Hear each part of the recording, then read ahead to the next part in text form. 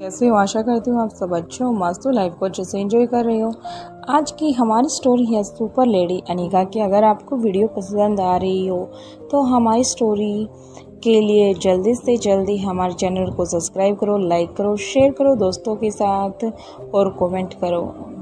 बिना किसी देरी के वीडियो को स्टार्ट करते हैं। जो वहाँ पर सार्क आई थी उसने अनीका की बोट पर हमला कर दिया था।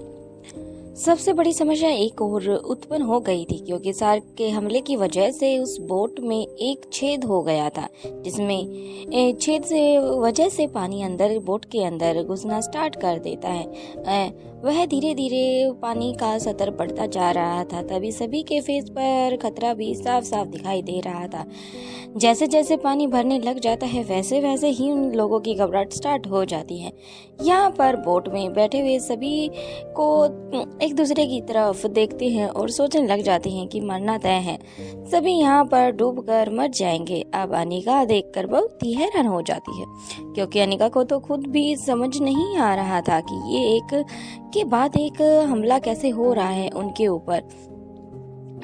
वह इनसे कैसे बच पाएगी और इन मुसीबतों का सामना कैसे कर पाएगी, क्योंकि समुद्र के अंदर लहरें कितनी तेज होती हैं ये तो खुद सोच पाना भी कितना मुश्किल हो जाता है। क्योंकि जब हम समुद्र के किनारे लहरों को देखते हैं तो वह कितनी ऊपर तक आ जाती हैं, शायद वो हमारी समझ से भी परे ही होता है। अगर समुद्र के बीच में बिल्कुल बीचों बीच चले जाएं और तब वो लहरें आती हैं तो उसका डूबना तो निश्चित ही होगा। लेकिन उसी के साथ ही फिर उन्हें एक दूसरी सार्क ने हमला को बर्दाश्त करना स्टार्ट कर देती है। वह बार बार उस बोट पर दोबारा से हमला करना स्टार्ट करती है और जब वह उस सार्क से भी अपना पीछा छुड़ा लेते हैं तो यहाँ पर उनकी बोट में खुद एक छेद बन जाता है, जिससे उनके डूबने मरने की या फिर सोचने समझने की शक्ति ही समाप्त हो चुकी थी। अब यहाँ बोट में बैठे बैठे ही पूरी की पूरी टीम जो अनिका की थी अपनी मौत का सामने से ही नजर आती हुई उन्हें दिखाई पड़ रही थी। किसी भी हाल में बचने की कोई भी उम्मीद उनके सामने नहीं थी। अनिका वहाँ पर एक दूरबीन हाथ में लेती है और उसके साथ ही जब अनिका ने उस दूरबीन से चारों तरफ देखना चाहा तो अनिका को अपनी दूरबीन के पास में ही एक थोड़ी ही दूर पर एक टापू दिखाई देता है, जिसमें वे बोट सिर्फ उसी टापू पर ही सबसे पहले जा सकती है। हालांकि यहाँ पर कोई भी लोकेशन या कोई भी डायरेक्शन मैटर नहीं करती, क्योंकि अनिका के लिए सबसे पहले यहाँ पर अपनी और अपनी पूरी टीम की जान बचाना था और सबसे महत्वपूर्ण भी यही बनता था कि उनकी जान बच जाएगी, फिर ही कोटिल्य द्वारा खोजी गई सारी डिटेल्स के साथ वे आगे की तरफ बढ़ सकते हैं। अब अनिका बोट को चलाने वाले उम्मीदवार यानी कि किसी व्यक्ति को कहती है, प्लीज आप उस साइड चलिए, जितना जल्दी आप हो सकता है उतना जल्दी आप वहां तक पहुंच सकते हैं और जल्द से जल्द पहुंचने की कोशिश भी कर सकते हैं। हमने जल्दी नहीं किया तो हो सकता है कि पूरी की पूरी बोट में पानी भर जाएगा और हम डूब जाएंगे। इतने पानी में चाहे हम कितनी भी स्विमिंग क्यों ना कर ले, लेकिन हमें यहाँ से आगे की तरफ बढ़ने में काफी समय लग जाएगा। शायद इतनी कैपेसिटी हमारे साथ भी नहीं है, क्योंकि ये जो पानी है ये नमकीन भरा है और इसमें ऐसे आसान नहीं होगा हमारे शरीर इसको झेल पाए। अनिका की बात सुनकर अब आदमी भी उसकी हाँ में हाँ मिला देता है। जैसे ही अनिका ने उसे इस साइड जाने के लिए बोला था, वह आदमी ऐसे ही उस बोट को उसकी उस डायरेक्शन की तरफ घुमा लेता है जहाँ पर वह टापू था। अब वहाँ बोट चलाने स्टार्ट कर देता है। वह उसकी स्पीड को जितना हो सके उतनी जल्द और उतनी तेज कर लेता है, क्योंकि वह भी खुद उन लोगों के साथ यहाँ पर फंसा हुआ था। उसे भी पता था अगर ये नहीं हुआ तो शायद इन लोगों के साथ वो भी अपनी जान को गंवा दे। उसे ये तो पता लग चुका था कि यहाँ उसकी जान भी जा सकती है। वह कब से अपने दिमाग में ये सब ही बुनियादी ख्याल उसके दिमाग में आते जा रहे थे, लेकिन अनिका ने जब उसे टापू की तरफ जाने का इशारा किया तो उसकी सांस में सांस आ गई थी। शायद वह अब बच सकता है, लेकिन ये टापू तट से थोड़ी दूर था। उनकी बोट पूरी तरह से पानी में डूबने ही वाली थी। वह बोट चलाकर बोट जल्दी से उसकी तरफ मोड़ देता है, लेकिन अब वह ऐसा करता क्योंकि अब तक वह किनारे तक पहुँचने में थोड़ी सी दूर ही पहुँचने ही वाले थे क्योंकि अब पानी बोट में बहुत ज़्यादा बढ़ चुका था। लेकिन उन सब के लिए ये सबसे अच्छी बात ये थी कि सभी को तैरना आता था। अगर या दो में उनकी टीम में किसी को नहीं आता था तो बाकी उनकी टीम सभी अपनी बोट से बाहर की तरफ कदम बढ़ा देते हैं और स्विमिंग करना स्टार्ट कर देता है क्योंकि पास में ही किनारा था। मात्र 5 मिनट की स्विमिंग के साथ ही वे किनारे पर पहुंच जाते। लेकिन उन्हें ये भी नहीं पता था ये आखिर टापू कौन सा है। क्या ये वही है जो कोटिले ने सर्च किया था या फिर ये कोई अन्य टापू है। अब खुद अनिका और अनिका की टीम को भी नहीं पता था, उन्हें बस अपनी जान बचानी थी। अब आगे की तरफ बढ़ जाते हैं लेकिन उनकी पूरी की पूरी टीम जो उनका सामान था उनसे लड़ने का वो सभी उनका उस पानी में डूब चुका था। अब सभी आगे की तरफ बढ़ जाते हैं। यहाँ पर इन लोगों को कुछ भी पता नहीं चलता आखिर ये कौन सी ऑर्गेनाइजेशन है। क्या कोटिले ने कहा था क्या ये उस टाइप के लोग हैं या फिर और कुछ, ये कुछ नहीं पता चलता। और ये सब बातें तो वो बस ओनली अनिका के दिमाग में ही आती जा रही थी। अब सभी किनारे पर पहुंच जाते हैं। उनके पास ना तो खाने का सामान था और न ही इनके पास सुरक्षा का कोई भी हथियार ज्यादा बचे हुए थे। इनके पास छोटे मोटे हथियार थे जो इनके शरीर पर लगाए हुए थे या ये कहा जाए कि अपनी कपड़ों के अंदर छुपा कर रखे थे, अपनी पॉकेट्स वगैरह में। लेकिन बाकी के जो भी इनका सामान था जो इन्होंने अपनी बोट पे रखा हुआ था वो सभी बोट के साथ डूब चुका था। लेकिन यहाँ अब हथियारों की तो उनके पास कमी हो गई थी। लेकिन अब इन लोगों के लिए एक और परेशानी की सबसे बड़ी बात ये थी कि इन लोगों के इन सबको यहाँ पता भी नहीं चलता कि ये लोग अब कहाँ और कैसे रहेंगे। अभी वे लोग यहाँ से किसी के साथ संपर्क भी तो नहीं कर सकते थे क्योंकि इनका तो सारा सामान समुद्र में डूब चुका था। यहाँ पर कोई भी नेटवर्क ना होने की वजह से वे किसी भी कांटेक्ट भी नहीं कर सकते थे। अगर यहाँ से इनकी किसी से संपर्क भी हो जाता तो वह शायद किसी को कांटेक्ट करने के लिए उनके पास किसी का कोई भी फ़ोन, अभी भी पानी के अंदर से ही वो निकल कर आए थे तो पानी के फ़ोन में भी पानी घुस चुका था, वह किसी की हेल्प भी नहीं ले सकते थे। लेकिन उनके हाथ सिर्फ यहाँ पर एक नाम नकाबी ही लगे हुए थे। अब तो उनका प्यास और भूख के कारण भी हाल बुरा हाल हो चुका था क्योंकि उनका खाना पीना तो डूब चुका था टाइम के लिए, क्योंकि 2 दिन के लिए ही आए हुए थे इसलिए उन्होंने 2 दिन का अपना सारा बंदोबस्त अच्छे से किया हुआ था।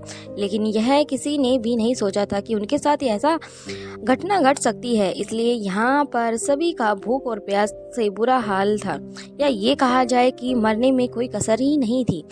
उनकी हालत इतनी खराब हो चुकी थी, ऊपर से इतनी रात भी होने वाली थी। इसलिए अब इंस्पेक्टर अरबाज ने अपनी टीम को निर्देश दिया कि वे यहाँ से बाहर निकलने का रास्ता सुबह होते ही ढूंढ लेंगे क्योंकि रात बहुत हो चुकी है और उनके पास अब कोई सोर्सेज नहीं है और वह रात के समय में कोई भी रिस्क नहीं लेना चाहते क्योंकि अभी तो वो इस मौत के।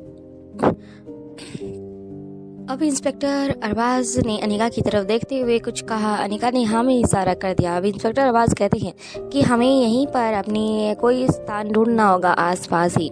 सभी आगे बढ़ने लग जाते हैं। तब इंस्पेक्टर और अनिका ने कोई जगह ऐसी मिलती है जिसे कि अनिका भी इंस्पेक्टर के साथ सहमत थी। अब इंस्पेक्टर अरबाज सभी को यहाँ पर इकट्ठा होने के लिए बोल देते हैं क्योंकि उनके पास तो कोई ऐसा एक्स्ट्रा सामान ही नहीं था जिसे वो यूज करके अपना टेंट वेंट हाउस अगर बना सके तो बना लेते।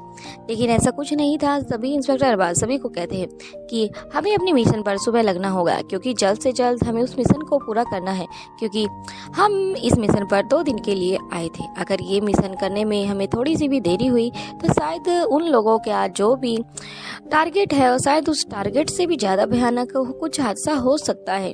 इसलिए हम नहीं चाहते कि ऐसा कुछ हो। हम यहाँ आकर भी ना आए ऐसा तो अच्छी बात नहीं है। अब इंस्पेक्टर की बातों में काफ़ी दम भी था और सभी हमें इसीलिए हिला देते हैं। एक तरफ भूमिका को काफ़ी नींद भी आई हुई थी लेकिन बार बार मच्छर आकर उसको परेशान कर रहे थे इसलिए वो काफ़ी इरिटेट हो गई थी। अब भूमिका भी समझ चुकी थी अब इसके सिवा उसके पास काम तो कुछ है ही नहीं क्योंकि ये रात जितनी भी बाकी है उसे काटना कितना मुश्किल भरा होने वाला है। ये तो सोच कर भूमि काफ़ी परेशान हो रही थी। अब इंस्पेक्टर अरबाज सभी को कुछ आगे कहते हैं कि हमें पेड़ के अकॉर्डिंग ही हमें कहीं भी जाना होगा, या फिर रात के समय उठने के बाद अगर हमें वॉशरूम या फिर कुछ ढूंढने के लिए जाना हो तो हम दो का ही पेड़ में से एक दूसरे के साथ ही आगे जाएंगे। अब सभी को ये बातें समझ आ रही थी। फिर कहता है इंस्पेक्टर अरबाज, चलो अब हमें वहाँ तक पहुँचना पड़ेगा। उसके बाद वहाँ पर जितनी भी झाड़ियाँ हैं उनके हल्के से साफ करना होगा ताकि हम आराम से वहाँ पर लेट सकें, और साथ में ही दो लोगों को वहाँ पर उठने का काम करना पड़ेगा, या फिर ये कहा जाए कि तब दो व्यक्ति पहरा देंगे और बाकी के सोएंगे। जब वो सोकर उठेंगे तो दूसरे पहरा देंगे। ऐसे बारी बारी से सभी की नींद भी पूरी हो जाएगी और टीम की सुरक्षा भी हो जाएगी। सभी लोग इस बात से सहमति जताते हैं क्योंकि इंस्पेक्टर अरबाज ने सभी को अच्छे से समझा भी दिया था और सबकी समझ में भी आ गया था। तो सभी एक दूसरे की तरफ देखते हैं, फिर अपनी गर्दन को हाँ में हिला देते हैं। अब इंस्पेक्टर अरबाज फिर से अपनी बात को आगे बढ़ाते हुए कहते हैं, हमें पूरी रात काटने के बाद अब हमें सुबह यहाँ से फिर से जल्दी निकलना होगा। वैसे हम लोगों के पास ज़्यादा टाइम तो नहीं है। अगर हमने ज़्यादा टाइम इधर ही लगा दिया तो अगर हम यहीं फंसे रहे तो इसका मतलब होगा कि वे लोग अपना मंसूबा पूरा करने में कामयाब हो जाएंगे, लेकिन हम ऐसा नहीं होने दे सकते। पता नहीं कितने लोगों की आबादी को वो तहस नहस करना चाहते हैं, या ये कहा है कि पूरे देश में इसकी कोई भी नहीं लगा सकता और नहीं इसके अंदाजे से हम पता कर सकते कि आगे क्या कुछ हो सकता है। लेकिन अब तो इन सभी के पास सुबह होने का इंतजार करने के अलावा और कोई भी दूसरा रास्ता ही नहीं था, क्योंकि किसी ने ये नहीं सोचा था कि उनके साथ ये सब घट जाएगा और ख़ासकर इस टाइम पर ये सब हो जाएगा। तभी अनिका अपने आप को बड़ा ही ऐसी सिचुएशन पर खुद पर ही अंदर चिढ़ हो रही थी। उसे खुद अपने आप पर इतना एम्बेस्टर फील हो रहा था। आज अनिका खुद सब कुछ करना चाहती थी, लेकिन वह सबकी हेल्प भी करना चाहती थी, लेकिन उसने ये सब सिचुएशन तो बिल्कुल भी नहीं सोची थी। अनिका के साथ आज यहाँ पर जो भी कोई था उन सब की किसी ने एक दूसरे की अभी तक कोई भी हेल्प नहीं की थी। खासकर अनिका को ये टाइम पर सबकी हेल्प करने के लिए उसके पास कुछ था, लेकिन अनिका उस चीज़ को वापस रख कर आ गई थी। वह और कोई नहीं बल्कि उसकी माँ की दी हुई स्पेशल वॉच थी जो उसकी माँ ने उसके बर्थडे पर गिफ्ट की थी। अनिका सोच रही थी अगर मैं वॉच पहनकर आती तो शायद मैं रोहित या फिर अपनी माँ स्वाति मल्होत्रा दोनों को सिग्नल भेज सकती थी और वो शायद मेरी हेल्प के लिए भी आ सकते थे। खासकर मुझे पूरा उन दोनों पर विश्वास है, भले मेरी माँ या फिर रोहित मारवा दोनों में से किसी को अगर हमारे इस बारे में पता चलता तो ज़रूर कोई ना कोई हेल्प हमारे लिए ज़रूर अब हमारे सामने होती। ये सब सोच कर अनिका काफ़ी परेशान होने लगी। फिर वह सोचने लगी अगर मैं वो डिजिटल वॉच ले भी आती तो शायद इनमें से किसी को उसकी भनक भी लग सकती थी, और ऐसा वो बिल्कुल भी नहीं चाहती थी, क्योंकि ऐसे 50 सालों तक ऐसी वॉच कोई बनाए ऐसा तो पॉसिबल बिल्कुल भी नहीं है। लेकिन पॉसिबल तभी है जब खासकर अनिका के बच्चे या फिर अनिका इस बारे में सोचकर विचार कर कुछ बनाने की सोचे। लेकिन अनिका के पास तो इतना टाइम ही नहीं है जो किसी चीज़ का वो आविष्कार कर सके। अब अनिका सोचती है कि मैंने उसे वापस रख दिया था, लेकिन मुझे नहीं पता था कि हम इतनी बड़ी समस्या में भी फंस सकते हैं। अब वह बार बार अपनी माँ के बारे में सोचती है, क्योंकि उसकी माँ ने आगे के अंदाजे और आगे के खतरे के बारे में भाप लिया था। भले ही अनिका ने नहीं भापा था, इसलिए तो उसकी माँ ने वो उसके लिए दी थी। अब वह कैसे कर्नाटक से और ऊपर से इस टापू पर कैसे उनको सिग्नल भेज सके और कैसे ऐसे हेल्प हो सके। स्वाति के जिंदा होने का राज किसी के सामने खुल भी सकता है या नहीं भी, इसलिए अनिका ने ये सोचकर इस वॉच को एक जगह पर सेव रख दिया था। इसकी ज़्यादा ज़रूरत हो तभी इसे यूज कर सकती है।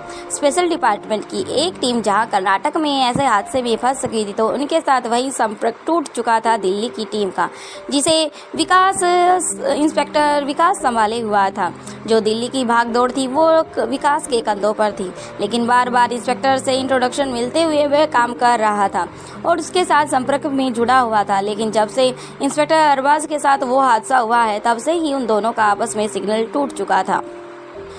उन लोगों को भी कुछ भी समझ नहीं आ रहा था। बार बार कभी अनिका तो कभी भूमिका, कभी कोटिल, कभी छठी इंद्री, अर्जुन सिंह और इंस्पेक्टर अरबाज को सबको बारी बारी से संपर्क करने की कोशिश की जा रही थी, लेकिन नेटवर्क की प्रॉब्लम से ऐसा संपर्क बिल्कुल भी नहीं हो पा रहा था। इंस्पेक्टर अरबाज दूसरी तरफ ऐसा दिल्ली में परेशान होकर विकास भी परेशान हो चुके थे।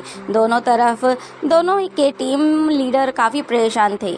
एक तरफ तो इंस्पेक्टर अरबाज था तो दूसरी तरफ इंस्पेक्टर विकास, जो कि इंस्पेक्टर अरबाज के इशारे पर ही काम कर रहा था, भले ही वो अलग से अपनी टीम के साथ काम कर रहा था। तभी विकास सोचता है कि उनका किसी के साथ संपर्क क्यों नहीं हो पा रहा है, वहाँ पर किसी खतरे में तो नहीं पड़ गए क्या? यहाँ से इंस्पेक्टर विकास को उन्हें वहाँ पर बचाने के लिए किसी को भेजने की ज़रूरत है या नहीं, ये सब वो इंस्पेक्टर विकास सोच रहे थे। उन्हें यहाँ अपने मिशन पर ही फोकस देना चाहिए। इंस्पेक्टर अरबाज उनसे सीनियर हैं, उनसे काफ़ी विचारमयी व्यक्ति हैं, तो वो वहाँ पर आराम से हैंडल कर लेंगे। विकास के मन में उथल पुथल मच चुकी थी, वो क्या करे क्या ना करे, उनकी खबर ले या फिर अपने डिपार्टमेंट के जो ऑफिसर हैं उनके बारे में सोचे या उनकी तलाश के लिए किसी को भेजे। ये सारी बातें उसके दिमाग में इधर उधर घूम रही थी। वो काफ़ी द्वंद में फंस चुके थे क्योंकि इंस्पेक्टर अरबाज ने उन्हें ये सारी बातें बता दी थी। क्योंकि इंस्पेक्टर विकास को लग रहा था कि कहीं वो सभी मुसीबत में नहीं पड़ गए होंगे, क्योंकि बार बार सभी से कांटेक्ट करने की कोशिश की जा रही थी लेकिन नहीं हो रहा था। इसलिए किसी भी तरह का इंस्पेक्टर विकास रिस्क नहीं लेना चाहता था। इसलिए उसने उच्च अधिकारी यानी कि अब इंस्पेक्टर विकास ने उच्च अधिकारियों तक ये बातें पहुंचाना ही सबसे अच्छा समझा। उच्च अधिकारी वे सब मामलों को उनकी कोई भी हेल्प कर सके या उन लोगों की सुरक्षित ले आ सके, इसके सब स्पेशल डिपार्टमेंट में इस वक्त सभी का टेंशन का माहौल हो चुका था। तभी अर्जेंट मीटिंग बुलाई गई, अधिकारियों के द्वारा जल्द से जल्द की गई ताकि उन लोगों को ढूंढने की ऑपरेशन जल्द से जल्द बिठाया जा सके और जल्द से जल्द लोगों को बताई जा सके। वहीं मारवा हाउस में रोहित भी घर में अपनी ऑफिस से घर पर जाने के लिए बिल्कुल तैयार हो जाता है, क्योंकि उसका दिल बार बार काफ़ी बेचैन हो रहा था। उसको बार बार पसीने आ रहे थे, जैसे कोई खतरे का आवाज़ उसे घूम रहा था। क्योंकि जब से अनिका वहाँ से गई थी तब से ही उसका दिल और दिमाग एक दूसरे का साथ बिल्कुल भी नहीं दे रहा था। क्योंकि पता नहीं उसे क्यों आज पहली बार ऐसा हुआ था जब अनिका को ऐसे भेजने पर मिशन पर वो काफ़ी घबराया हुआ था। रोहित की बेचैनी बार बार बढ़ती जा रही थी, क्योंकि जब अनिका रोहित को वहां से कहने के बाद निकल पाती, क्योंकि रोहित को इस बारे में कुछ अजीब सा लग रहा था। शायद ये सब उस दुर्घटना का या फिर किसी चीज़ का संकेत हो सकता था। अब वहां पर इंस्पेक्टर अरबाज की टीम को फ़ोन लगाने की कोशिश की जा रही थी, लेकिन अपने पास भी कोई भी फ़ोन नहीं था। किसी का भी फ़ोन वहाँ पर बिल्कुल भी मौजूद नहीं था तो फिर उसमें सिग्नल ही नहीं थे। उसके अंदर पानी घुस चुका था, क्योंकि रोहित को पता था भूमि भी अनिका के साथ उसी टीम में है। रोहित भूमि के पास अब कॉल लगाने की कोशिश करता है, लेकिन अब भूमि का भी फोन नहीं मिल रहा था। रोहित को डर बिल्कुल पक्का हो चुका था। अब रोहित चाहे अपने मन को या फिर कितना भी समझाने की कोशिश करे, लेकिन उसका घूम घूम कर कुछ देर बाद उसे अनिका के बारे में वही सोचने पर मजबूर कर देता। उसका एकदम से शक इतना गहरा हो चुका था कि अब उस पर कोई भी नियंत्रण पाना मुमकिन नहीं था। उसने रोहित ने कहा, सर दरअसल चिराग, इतना कहकर एकदम से चुप हो जाता है। चिराग एकदम से चुप होते हुए देखकर रोहित घबरा जाता है। अब वह थोड़ा सा गुस्सा दिखाते हुए कहता है, चिराग जो कहना है बिल्कुल साफ साफ कहो, मुझे ऐसे चिंता भरे फेस एक्सप्रेशन बिल्कुल भी मत दो, क्योंकि मैं पहले से ही परेशान हूँ। इसलिए यहाँ पर अब और स्पेशल काफ़ी इकट्ठा मत करो। प्लीज़ बताओ मुझे क्या बात है, तुम क्या कहना चाहते हो, मेरी टेंशन को और मत बढ़ाओ। रोहित के गुस्से को देखकर चिराग रोहित को अपनी पूरी बात एक सांस में बता देता है। अब चिराग कहता है, सर अनिका मैडम की बाकी सभी के साथ कोई भी संपर्क बिल्कुल भी नहीं हो पा रहा, क्योंकि आपके कहे अनुसार जब आपने कहा कि अनिका का कांटेक्ट नहीं हो रहा और नहीं किसी का हो रहा है, तो मैंने तभी वहाँ के स्पेशल डिपार्टमेंट के एक ऑफिस इंस्पेक्टर विकास को मैंने कॉल करने की कोशिश की, लेकिन उस टाइम उन्होंने कोई भी कॉल नहीं उठाई और मैंने वहाँ पर स्पेशल डिपार्टमेंट में कॉल किया तो वहाँ पर मुझे किसी ने बताया कि उन लोगों को उनकी संपर्क टूट चुका है। अब वह उनके किसी भी बात का या फिर किसी भी मैसेज का रिप्लाई नहीं दे पा रहे हैं, या ये कहा जाए कि देने में असमर्थ है। इससे अब किसी को भी संपर्क नहीं किया जा रहा है। अब यहाँ चिराग की बातें सुनकर रोहित बेचैनी और भी बढ़ जाती है। उसे समझ नहीं आ रहा था कि वह क्या करे क्या ना करे, क्योंकि आज रोहित का मन अनजाने खतरे का आवाज़ या सिग्नल दे रहा था। कुछ अनहोनी का उसे विश्वास हो चुका था कि कोई न कोई बड़ी अनहोनी उसके साथ हुई है। वह अपनी अनिका से इतना प्यार करता था कि उसके सामने कोई भी ऐसी दिक्कत आए तो रोहित भले ही उसके साथ ना हो लेकिन उसे भांप लेता था, उसे महसूस कर पाता था। उन दोनों का भले ही शरीर एक ना था, अलग अलग था, लेकिन दोनों की आत्मा बिल्कुल एक हो चुकी थी, एक दूसरे को महसूस कर पा रहे थे। अब रोहित आराम से खड़ा हो जाता है, एक लंबी गहरी सांस लेता है, फिर उस सांस को आराम से छोड़ देता है, अपने आप को रिलैक्स महसूस कराता है। फिर चिराग से कहता है, मुझे उन लोगों के पीछे किसी को साजिश नजर आ रही है। क्योंकि रोहित ये बातें सुनकर एकदम से काफ़ी हैरान भी था। चिराग आराम से रोहित की तरफ देखते रहता है। अब चिराग कहता है कि सर आपको ऐसा क्यों लग रहा है? अनिका मैडम किसी से क्या दुश्मनी है और जो उसे ऐसे टारगेट किया जा रहा है? अब रोहित कहता है कि हो ना हो, मुझे जहाँ तक पता है कि स्पेशल डिपार्टमेंट के बाद सिर्फ रोहित और चिराग तक ही है, क्योंकि चिराग रोहित के हर एक कार्य में बारी बारी से उसका हाथ बढ़ाता है और एक दूसरे के हर मिशन के बारे में एक दूसरे को पता ही रहता है। अब रोहित कहता है कि मुझे पता है कि ये अनहोनी नहीं है, बल्कि ये सोची समझी एक साजिश है। अब रोहित कहता है कि एक काम करो, उस मेंटल हॉस्पिटल पर अपनी नज़र रखो, मुझे उन्हें हर एक कदम की जानकारी चाहिए। वैसे भी जब तक अनिका यहाँ नहीं है तब तक अनिका की जगह हमें इस कार्य को पूरा करना चाहिए, ताकि यहाँ पर किसी भी तरह का कोई भी परेशानी न हो। इस रोहित की बात सुनकर चिराग वहीं से चला जाता है। फिर रोहित सोच में पड़ जाता है कि इंपीरियल ग्रुप में जुड़े हुए सभी लोगों को पल पल की खबर चाहिए। जब चिराग रोहित तक जाने के बाद रोहित जल्दी से अपने फ़ोन को पॉकेट से निकालता है और इंपीरियल ग्रुप में कई ऐसे मेंबर थे जो अपने फ़ायदे के लिए किसी भी हद तक जा सकते थे। रोहित जब चिराग स्टार्ट हो जाता है, रोहित जल्दी से फ़ोन को उठा लेता है। दूसरी तरफ से किसी की घबराई हुई आवाज़ आती है। ये और कोई नहीं बल्कि मयूर गुलेरिया थे। वो मयूर गुलेरिया की आवाज़ आते ही रोहित कहता है, हाँ मयूर बोलो क्या बात है? तभी मयूर कहता है कि रिसोर्सेज से पता चला है कि अनिका बाकी लोग सब गायब होने का पता चल चुका है, क्योंकि मयूर ने भी अपनी सिक्योरिटी अनिका के पीछे लगा रखी थी ताकि वह उनके पल पल की खबर रखे।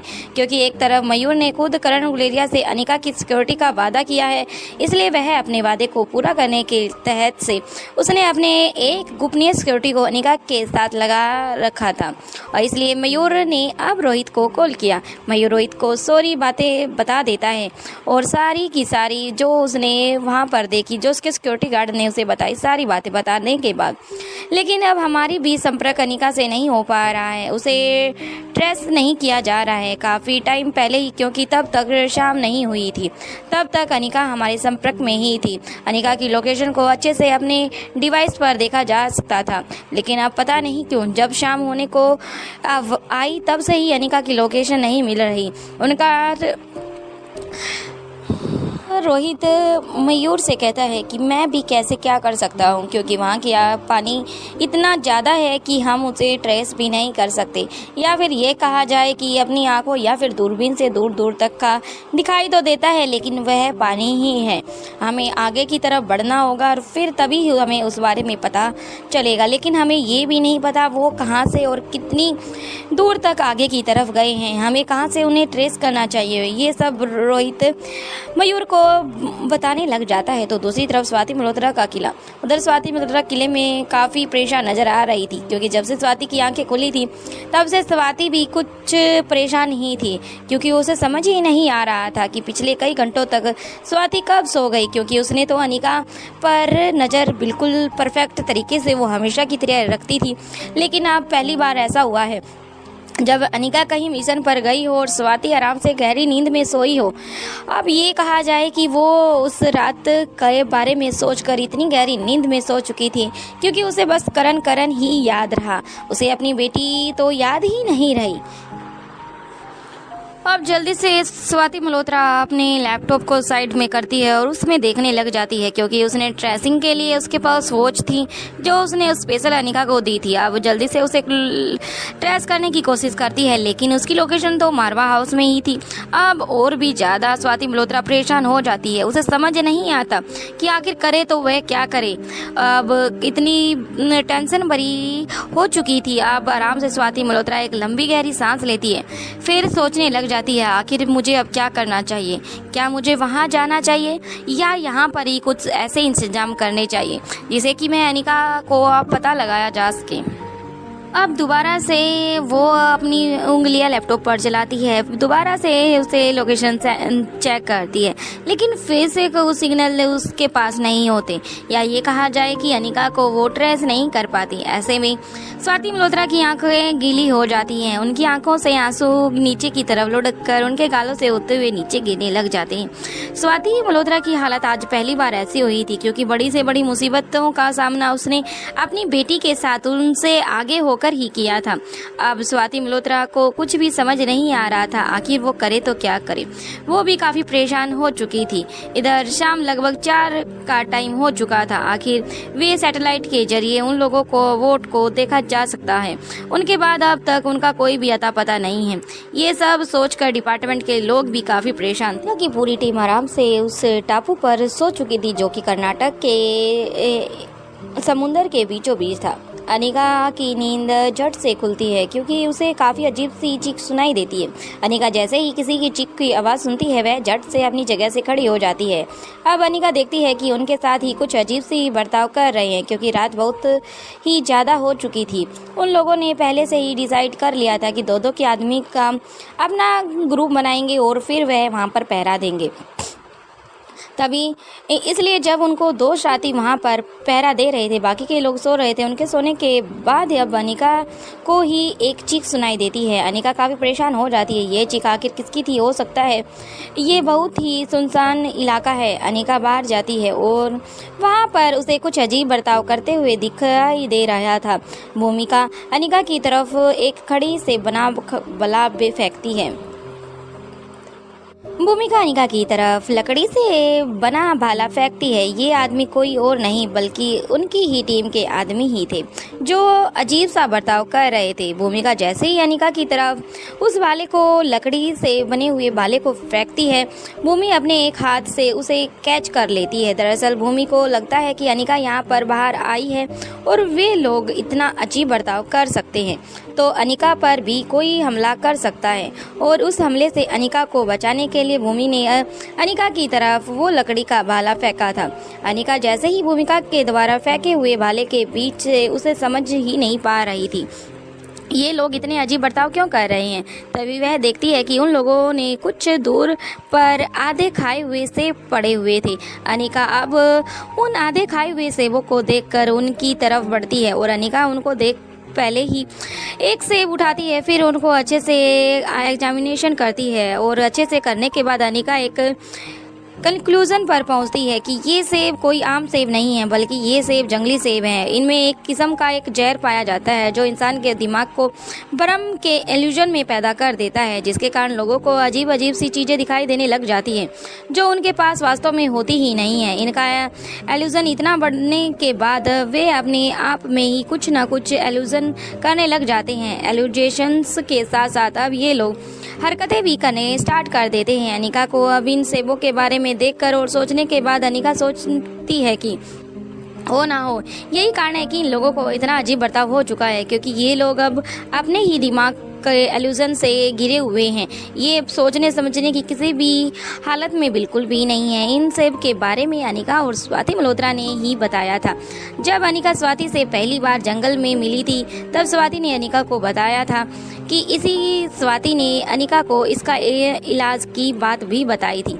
अनिका को एकदम से इसका इलाज याद आ जाता है। अनिका अब इधर उधर नज़रें घुमाती है तो क्योंकि अनिका के लिए सबसे पहले यहाँ पर जरूरी था कि वह अपने सभी साथियों के साथ यहाँ पर आई थी तो अपनी टीम को सही करके आगे की तरफ बढ़ेगी, क्योंकि अगर ये इल्यूजन ऐसे ही रहा तो हो सकता है वे लोग एक दूसरे को वार करके एक दूसरे को घायल कर दें या फिर एक दूसरे को मौत के घाट भी उतार सकते हैं। अनिका कतई भी ये बिल्कुल भी नहीं चाहती थी। वैसे भी यहाँ पर एक से एक मुश्किल उनके सामने आती जा रही थी। अनिका अब यहाँ पर और कोई भी मुश्किल बढ़ाना नहीं चाहती थी, इसलिए अब वह जल्द से जल्द इसका इलाज भी करना चाहती थी। इधर उधर नज़र अपनी घुमाने लगती है। तभी अनिका को एक तरफ से कुछ फूल दिखाई देते हैं जिन्हें इन जंगली सेबों का असर खत्म किया जा सकता था। अभी उन फूलों को देखकर अनिका के चेहरे पर एक हल्की सी स्माइल आ जाती है, क्योंकि अनिका को आखिर वे चीज मिल ही गई थी जिसके द्वारा उन सेबों के जहर को तोड़ा जा सकता था या उन्हें खत्म किया जा सकता था, जिसे वे अपने सभी साथियों को इल्यूजन को सेवर की कर सकती है। उनके मन को सिर्फ एक वहम था, इसलिए अब अनिका अब तेजी से उनकी तरफ कदम बढ़ा देती है। लेकिन तभी एक बार फिर से अनिका पर इंस्पेक्टर अरबाज द्वारा हमला किया जाता है, क्योंकि इंस्पेक्टर अरबाज ने भी वे सेब खा लिए थे और उनका कुछ हिस्सा ही खाया था, इसलिए इंस्पेक्टर अरबाज भी इससे ग्रस्त हो चुके थे। इंस्पेक्टर अरबाज का मार्शल आर्ट का दावा खेल दिया गया था, क्योंकि अनिका मार्शल आर्ट को भी अच्छे से जानती थी। वह इसका इंस्पेक्टर का अच्छे से उसके वार को आराम से डिफेंस कर लेती है, इसलिए अब अनिका इससे पैर ज़्यादा हाथापाई नहीं कर पाती। लेकिन वह अपने बचाव के लिए अपने मार्शल अटैक का दावा खेलती है। उसे एक ही झटके में जमीन पर नीचे लुढ़का देती है। जैसे ही इंस्पेक्टर अरबाज जमीन पर नीचे की तरफ गिर जाते हैं, झट से नीचे पड़े हुए जट सेब को उठा लेती है। अनिका अपने दुश्मन को ऐसे तो हरा नहीं पाएगी अगर वो अकेली इस मिशन पे जाएगी। उसे अपने सभी साथियों को साथ में लेकर चलना होगा। लेकिन जैसे ही इंस्पेक्टर अरबाज जमीन पर पड़ते हैं, ऐसे ही उसके जितने भी डिपार्टमेंट के व्यक्ति थे सभी वहां पर इकट्ठे हो जाते हैं, क्योंकि जैसे ही उसने उन पर हमला किया था उसे लगता है कि ये हमारी दुश्मन है। तो सभी चुगरदा घेरा बनाकर अनिका को घेर लेते हैं। उनकी टीम के सदस्यों पर सेब का जहर बिल्कुल दिमाग पर चढ़कर बोल रहा था। किसी भी तरह से सोचने समझने की स्थिति तो बिल्कुल भी नहीं थी। ये बात अनिका अच्छे से जानती थी, इसलिए उन लोगों को कोई भी गलती ना हो। अगर ये सेब अगर इन लोगों को खिला दिए जाए तो शायद ये बिल्कुल ठीक हो सकते हैं या अपने सोचने समझने की शक्ति को वापस पा सकते हैं। ऐसे में अनिका बस ये चाहती थी कि जल्द से जल्द इनको सेब खिलाई जाए। अब वे व्यक्तियों के दिमाग पर उसका असर इतना ज़्यादा हो गया था कि उन्हें आराम से खड़ा होना भी उनके लिए मुश्किल होता जा रहा था। उनका दिमाग का संतुलन ठीक नहीं था और ऊपर से अब उन्हें और भी उनसे उठाने भी नहीं जा रहा था, क्योंकि पिछले दिन से लेकर अब तक उन्होंने कुछ भी खाया नहीं था। शायद भूख के मारे बारी बारी से पेड़ पर लगे हुए सेब उन्हें देखे और अपनी आंखें खुलते ही वो इस पेड़ की तरफ आगे की तरफ बढ़ गए थे। इसलिए लोगों ने सभी ने यहाँ पर आकर सेब खाए।